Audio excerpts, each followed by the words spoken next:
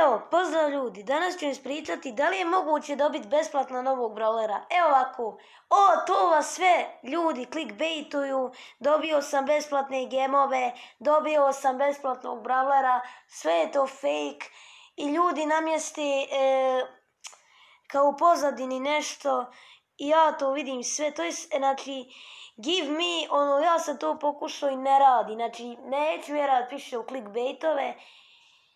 Ako ukucate give me a neni, nećete dobiti nenija, ni pod broj po redu, ni pod razno. Ja sam pokušao, to ne radi. Ništa to ne radi. To je čitav život ljudi vam govori da to radi. Ja mislim da je to sve laž u komentarima što ljudi pričaju. Većinom je laž, nikad nije bila istina, niti će kad biti istina. Tako da namjeste u pozadini i to je onda fake i stave crno ili tako nešto da mogu misliti, dobio sam Sandy, dobio sam Leona, dobio sam Krova, Spajka, ja dobijem šipak uvijek skoro pa. Tako da nemojte vjerovati u te laži, ljudi će samo da lažu da je istina dobiti besplatno novog brawlera i tako to.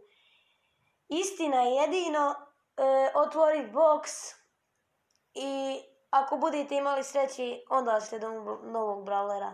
Jedino je to istina i ništa više. Tako da, i to gemovi. Gemovi se moraju kupiti ako želite da otključate Brawl Pass, to je sve fake.